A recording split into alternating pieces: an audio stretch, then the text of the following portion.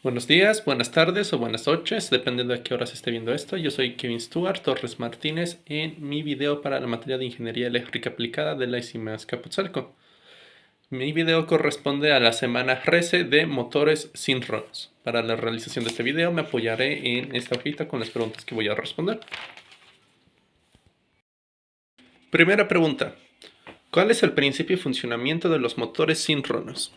Muy bien, nosotros anteriormente ya habíamos hablado de distintos motores, tanto de corriente alterna trifásicos como monofásicos, en donde nosotros explicábamos que estos eran del tipo inducido, dado que el campo magnético generado por el estator inducía una corriente eléctrica en el rotor, lo cual generaba su propio campo, lo cual provocaba el movimiento.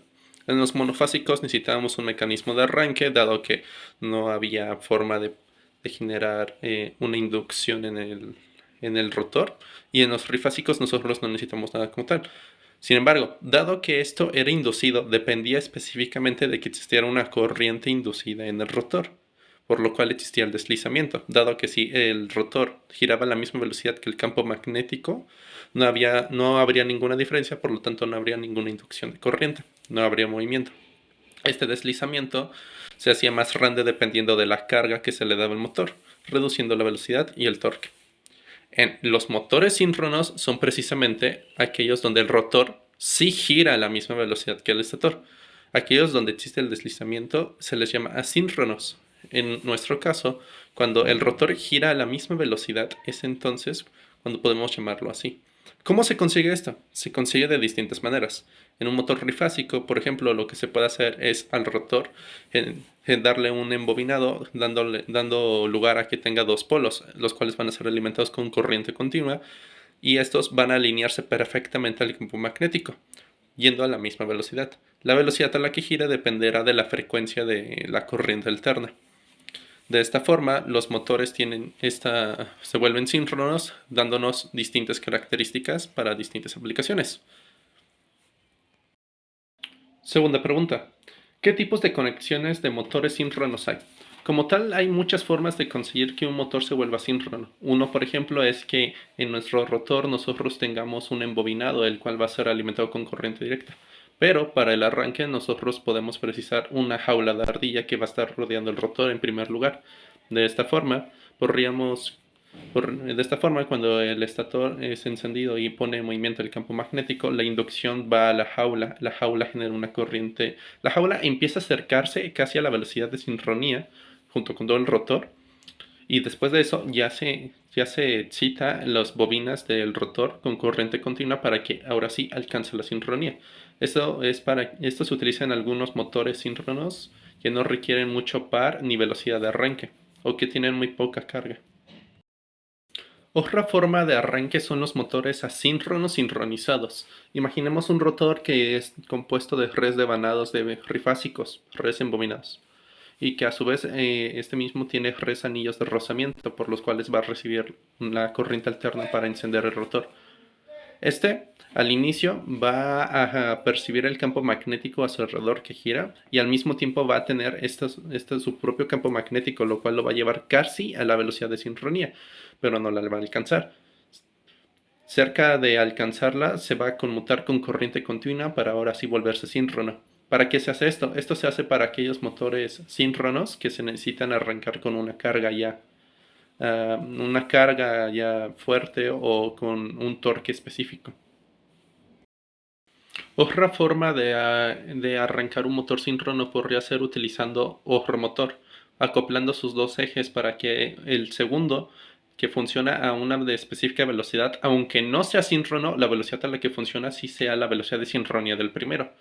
De esta forma, acoplándolos, cuando se alcance esta velocidad, que es la de sincronía, del que queremos arrancar, se enciende nada más el motor que queremos que sea síncrono, y su velocidad ya va a estar sincronizada, de forma que no necesitamos ningún otro método más que el primer motor. Este se le conoce como motor de arrastre.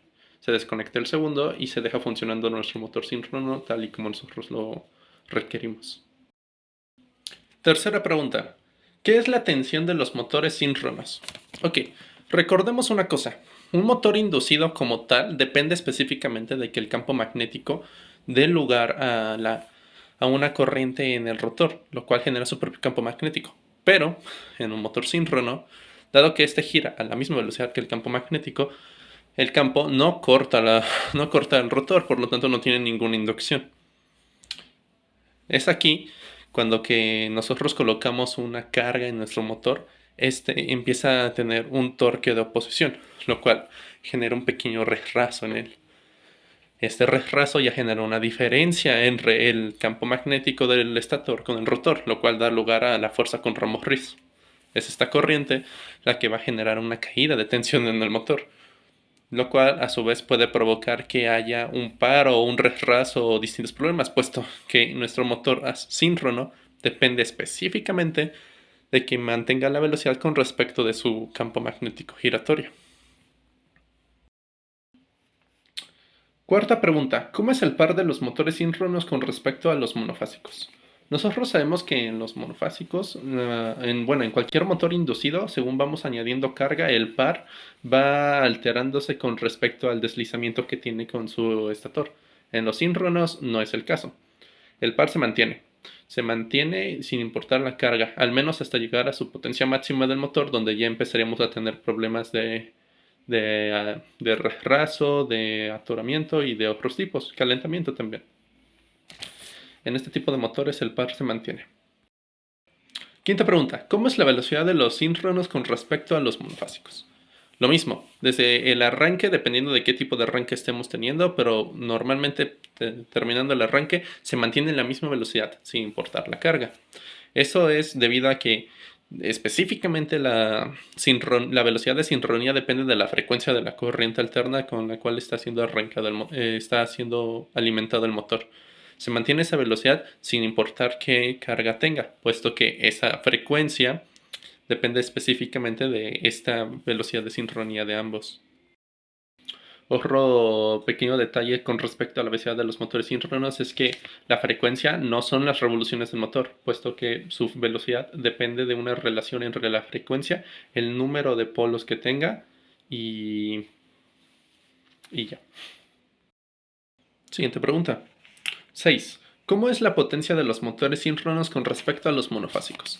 Nosotros ya hablábamos de que en un motor inducido se tiene un deslizamiento. Este deslizamiento significa que constantemente va a haber una pérdida de energía mientras el motor esté encendido, puesto que toda la energía que se induce no es proporcional a toda la fuerza o potencia que nos da el motor por el deslizamiento. En un motor síncrono es distinto.